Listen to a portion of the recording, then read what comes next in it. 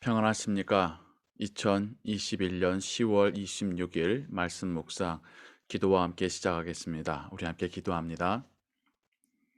사랑과 은혜가 풍성하신 하나님 아버지,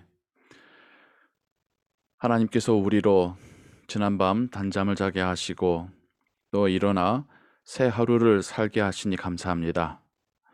어제와 비슷해 보이는 오늘이지만 오늘은 하나님께서 우리에게 주신 우리의 삶을 하루 더 연장해 주신 선물과 같은 날이며 시간이며 하나님의 은혜 가운데 하나님을 위해 살 수 있는 기회이고 또 사명의 시간들입니다.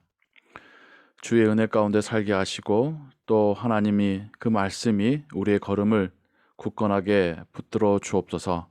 우리로 의인의 길에 서게 하여 주옵소서. 예수 그리스도의 이름으로 기도하옵나이다.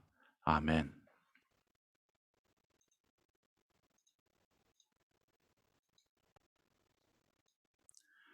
오늘 읽으실 성경은 욥기 4장에서 7장의 말씀입니다. 욥기 4장부터 욥의 세 친구와 욥 사이에서의 신학 논쟁이 벌어지게 됩니다. 그래서 그 내용들을 통하여서 우리가 하나님에 대하여 또 우리 인생에 대하여 우리에게 찾아오는 고난에 대하여 함께 묵상해 보는 시간 갖기를 원합니다. 이 시간에는 욥기 4장 1절에서 9절 그리고 17절의 말씀을 같이 읽겠습니다. 욥에게 처음 말을 건네는 사람은 엘리바스입니다. 대만 사람 엘리바스가 대답하여 이르되 누가 네게 말하면 네가 실증을 내겠느냐? 누가 참고 말하지 아니하겠느냐? 누군가 너에게 말한다면 실증 내지 말고 들으라는 겁니다. 그리고 그 누군가가 너에게 정말 말한 것을 말하지 않고는 못 버틸 정도로 꼭 해야 될 말이 있다는 뜻입니다. 보라, 전에 네가 여러 사람을 훈계하였고 손이 늘어진 자를 강하게 하였고 예전에 욥이 다른 사람에게 하나님 말씀으로 훈계도 하고 권면도 하고 조언도 하곤 했었다라는 것이죠. 그런데 전엔 네가 그랬었지 않느냐 라고 말하고 있는 겁니다. 넘어지는 자를 말로 붙들어 주었고 무릎이 약한 자를 강하게 하였거늘 욥 너도 예전에 다른 사람들에게 바른 말하고 또 뭐 조언도 해주고 너 말 잘하지 않았었느냐라는 약간의 비아냥이 섞인 말이죠. 이제 이 일이 네게 이름에 네가 힘들어하고 이 일이 네게 닥침에 네가 놀라는구나. 다른 사람들이 힘들어할 때는 신나서 이러쿵 저러쿵 조언해주고 잘난 체 하더니 이젠 네가 힘든 일을 당하니까 어쩔 줄 몰라 하는구나. 예, 결코 좋은 뉘앙스의 말이 아니죠. 네 경외함이 네 자랑이 아니냐? 네 소망이 네 온전한 길이 아니냐? 하나님을 경외하고 하나님에 대한 소망을 너는 항상 그걸 품고 있다라고 자랑하지 않았었냐라는 것이죠. 생각하여 보라. 죄 없이 망한 자가 누구인가? 정직한 자의 끊어짐이 어디 있는가? 엘리바스는 결과론적인 이야기를 합니다. 망한 자들이 보면 죄가 있었다라는 겁니다. 뭔가의 일이 끊어지고 힘들어지는 자들을 보면 정직하지 못했었던 거 아니었느냐? 결과론을 가지고 원인을 분석하고 있습니다. 내가 보건대 악을 밭 갈고 독을 뿌리는 자는 그대로 거두나니 악하게 죄악을 행했기 때문에 그 죄악의 열매를 거두었던 것이지 않느냐라고 말하는 것이죠. 다 하나님의 입 기운에 멸망하고 그의 콧김에 사라지느니라. 죄인들은 하나님의 입 기운에 심판에 멸망하고 사라진다. 친구라고 하는 엘리바스가 욥에게 하는 말이 결코 친구 같지가 않습니다.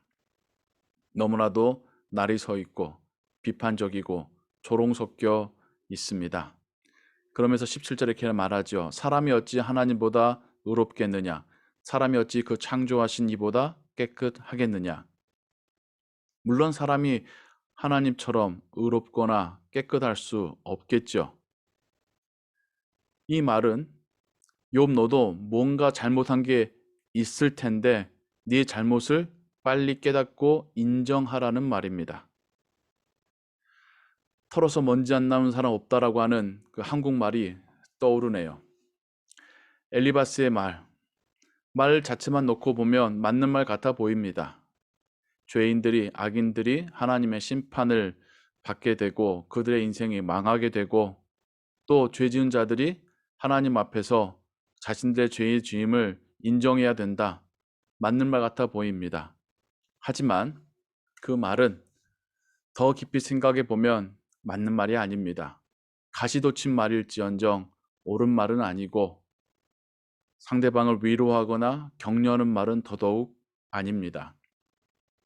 물론 세상사는 원인과 결과가 있죠. 하지만 결과만 보고 하나의 원인으로만 유추하는 것은 잘못된 논리죠. 그 결과가 나오기까지 수많은 원인들이 또 그 과정들이 있었던 것을 다 무시하고 결과만 가지고 원인이 네가 무언가 우리에게나 하나님 앞에 숨기고 있는 죄가 있는 것이다 라고 단정짓고 있는 엘리바스의 논리입니다. 이렇게 저지멘털한 정죄적인 태도를 하나님을 믿는다는 우리들이 쉽게 갖곤 하지요. 하나님 말씀 자체가 옳음, 또 진리, 생명, 의로움이기 때문에 그 말씀을 한참 듣다 보면 우리도 마치 의로운 사람이냐, 우리도 마치 하나님 편에 서서 뭔가를 심판하고 정죄할 수 있는 사람이냐 착각하곤 합니다. 그래서 우리 앞에 어려움을 당하거나 패망을 겪거나 보건대 하나님께서 힘들게 하는 고난을 주신 사람들 보면 당신이 예전에 지은 죄가 있기 때문이지 않느냐라고 추궁하거나 아니면 그렇기 때문에 그럴 거야라고 하는 그런 생각들을 하곤 하지요.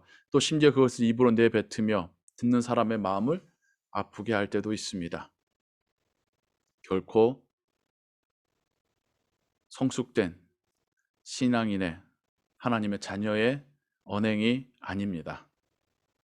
예수님도 죄인들을 그렇게 대하시진 않으셨습니다.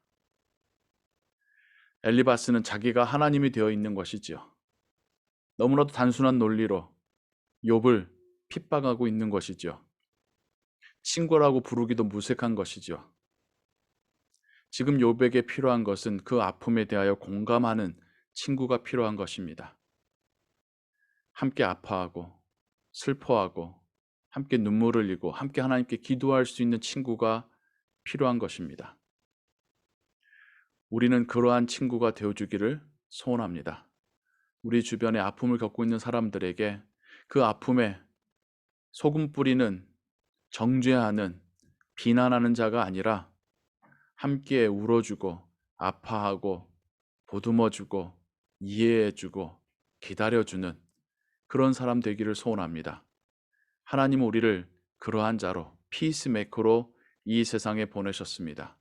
예수님의 제자는 세상에 나아가 죄인들을 그렇게 하나님께로 인도하는 자들입니다. 오늘 하루 살아가시며 우리의 입술이 하나님의 지혜로 재갈 물리기를 원합니다. 쉽게 말하는 사람은 쉽게 범죄할 수 있습니다. 하지만 한 번 더 생각하고 한 번 더 하나님께서 원하신 것은 무엇일까 필터링하고 말하는 사람은 죄 범하는 것, 과실을 범하는 것을 줄일 수 있습니다. 아니 오히려 더욱 그 입술로 다른 사람을 격려하고 위로하고 세워주고 회복시킬 수 있습니다. 오늘 우리의 입술이 그렇게 쓰임받기를 소원합니다. 기도하겠습니다. 하나님 아버지, 엘리바스의 그 말에서 우리들의 모습을 봅니다. 우리도 너무 쉽게 다른 사람을 정죄하거나 비난하거나 결과론적으로 말하는 그런 모습이 있지는 않았었는지, 신앙생활 한다고 하면서 또 교회에서 그런 모습들만 배웠지는 않았는지를 돌아봅니다. 하나님께서 우리에게 원하시는 말은 그런 말이 아니라 이해하고 공감하고 위로하고 격려하는 말입니다. 우리가 그러한 선한 말, 복된 말을 하는 주의 자녀들 되게 하옵소서. 오늘 하루 우리와 동행하시고 우리를 통하여서 말씀하여 주옵소서. 예수 그리스도의 이름으로 기도하옵나이다. 아멘. 주기도문 합니다. 하늘에 계신 우리 아버지여, 이름이 거룩히 여김을 받으시오며 나라의 임하옵시며 뜻이 하늘에서 이룬 것 같이 땅에서도 이루어지이다. 오늘날 우리에게 일용할 양식을 주옵시고 우리가 우리에게 죄진 자를 사하여 준 것 같이 우리 죄를 사하여 주옵시고 우리를 시험에 들게 하지 마옵시고 다만 악에서 구하옵소서. 대개 나라와 권세와 영광이 아버지께 영원히 있사옵나이다. 아멘. 계속해서 기도하시고 오늘 하루의 삶도 하나님의 은혜 가운데 평안하시기 바랍니다.